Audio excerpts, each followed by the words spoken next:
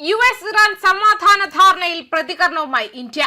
പശ്ചിമേഷ്യയിലെ സംഘർഷം അവസാനിപ്പിക്കുന്നതിനായി അമേരിക്കയും ഇറാനും തമ്മിലുണ്ടായ ധാരണയെ പ്രധാനമന്ത്രി നരേന്ദ്രമോദി സ്വാഗതം ചെയ്തു. മാസങ്ങളായി തുടരുന്ന ആക്രമണത്തിനും സാമ്പത്തിക തകർച്ചയ്ക്കും ശേഷം മേഖലയിൽ സമാധാനവും സ്ഥിരതയും പുനഃസ്ഥാപിക്കാൻ കരാർ സഹായിക്കുമെന്ന് ഇന്ത്യ പ്രതീക്ഷിക്കുന്നുവെന്നും വ്യക്തമാക്കി. ഈ സംഘർഷം ലോകമെമ്പാടും ഗുരുതരമായ സാമ്പത്തിക തകർച്ചകൾക്ക് കാരണമായെന്നും നിരവധി രാജ്യങ്ങൾ ജീവൻ നഷ്ടപ്പെട്ടതായും എക്സിലെ ഒരു പോസ്റ്റിൽ പ്രധാനമന്ത്രി മോദി വ്യക്തമാക്കി.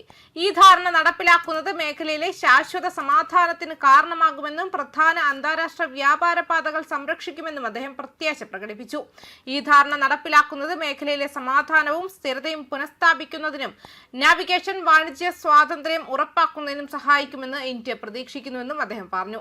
ഇരുപക്ഷവും തമ്മിൽ സുസ്ഥിരവും സമഗ്രവുമായ ഒരു കരാറിലേക്ക് നയിക്കുന്ന പരിഹരിക്കപ്പെടാത്ത വിഷയങ്ങളിൽ കൂടുതൽ ചർച്ചകൾക്കായി ഇന്ത്യ പ്രതീക്ഷിക്കുന്നുണ്ടെന്നും പ്രധാനമന്ത്രി പറഞ്ഞു. സുസ്ഥിരമായ ഒരു അന്തിമ കരാറിലെത്തുന്നതിന് ശേഷിക്കുന്ന വിഷയങ്ങളെക്കുറിച്ചുള്ള ചർച്ചകൾക്കായി ഞങ്ങൾ ആഗ്രഹിക്കുന്നുണ്ടെന്നാണ് പ്രധാനമന്ത്രി കൂട്ടിച്ചേർത്തത്. പശ്ചിമേഷ്യയിലെ മാസങ്ങളായി തുടരുന്ന സംഘർഷം അവസാനിപ്പിക്കാൻ ലക്ഷ്യമിട്ടുള്ള ഒരു കരാറിൽ ജൂൺ 19 ജനീവയിൽ ഒപ്പുവയ്ക്കുമെന്ന് അമേരിക്കയും ഇറാനും പ്രഖ്യാപിച്ചതിന് പിന്നാലെയാണ് പ്രധാനമന്ത്രി മോദിയുടെ പ്രതികരണം. ആഗോള ഊർജ്ജ വിതരണത്തിനും അന്താരാഷ്ട്ര വ്യാപാരത്തിനും സുപ്രധാനമായ ഒരു പാതയായ ഹോർമുസ് കടലിടുക്ക് പ്രധാന സമുദ്രപാത വീണ്ടും തുറക്കുന്നതിന് നിർദ്ദിഷ്ട കരാർ വഴിയൊരുക്കുമെന്ന് പ്രതീക്ഷിക്കുന്നു. മേഖലയിലെ സംഘർഷങ്ങൾ പരിഹരിക്കുന്നതിന് സംഭാഷണത്തിനും നയതന്ത്രത്തിനും ഇന്ത്യ നിരന്തരം ആഹ്വാനം ചെയ്തിട്ടുണ്ട്. അതേസമയം നിർണായകമായ അന്താരാഷ്ട്ര ജലപാതകളിലൂടെ സമാധാനം, സ്ഥിരത, തടസ്സമില്ലാത്ത വാണിജ്യം എന്നിവ നിലനിർത്തേണ്ടതിന്റെ പ്രാധാന്യം ഊന്നി പറയുന്നു. യുദ്ധം അവസാനിപ്പിക്കുന്നതിനും ഇറാനിയൻ തുറമുഖങ്ങൾക്ക് മേലുള്ള US നാവിക ഉപരോധം നീക്കുന്നതിനും എണ്ണവാതക വിതരണത്തിനുള്ള ലോകത്തിലെ ഏറ്റവും നിർണായകമായ ഷിപ്പിംഗ് റൂട്ടുകളിലൊന്നായ ഹോർമുസ് കടലിടുക്ക് വീണ്ടും തുറക്കുന്നതിനും ഈ ചട്ടക്കൂട് കരാർ വ്യവസ്ഥ ചെയ്യുന്നുണ്ടെന്ന് US ഇറാനിയൻ ഉദ്യോഗസ്ഥർ പറഞ്ഞു. ലെബനൻ ഉൾപ്പെടെ എല്ലാ മുന്നണികളിലെയും സൈനിക പ്രവർത്തനങ്ങൾ ഉടനടി സ്ഥിരമായി അവസാനിപ്പിക്കണമെന്ന് കരാർ ആവശ്യപ്പെടുന്നതായി പാകിസ്ഥാൻ പ്രധാനമന്ത്രി പ്രഖ്യാപിച്ചു. ലെബനൻ ഉൾപ്പെടെ എല്ലാ മുന്നണികളിലും ഉടനടി സ്ഥിരമായ വെടിനിർത്തൽ. ഹോർമുസ് കടലിടുക്ക് 30 ദിവസത്തിനുള്ളിൽ വീണ്ടും തുറക്കും. ഇറാനെതിരായ നാവിക ഉപരോധം അവസാനിച്ചു. ഇറാന്റെ ആഭ്യന്തര കാര്യങ്ങളിൽ ഇടപെടില്ലെന്ന് അമേരിക്ക പ്രതിജ്ഞാബദ്ധമാണ്. ഇറാന് ചുറ്റുമുള്ള പ്രദേശങ്ങളിൽ നിന്നും US സൈന്യത്തെ പിൻവലിക്കൽ, എണ്ണ, പെട്രോ കെമിക്കൽ ഉപരോധങ്ങൾ താൽക്കാലികമായി നിർത്തിവെക്കൽ, മരവിപ്പിച്ച $24 ബില്യൺ ഇറാനിയൻ ആസ്തികൾ വിട്ടുകൊടുക്കൽ. ചർച്ചകൾക്കിടയിൽ പുതിയ ഉപരോധങ്ങളോ സൈനിക വിന്യാസങ്ങളോ ഇല്ല.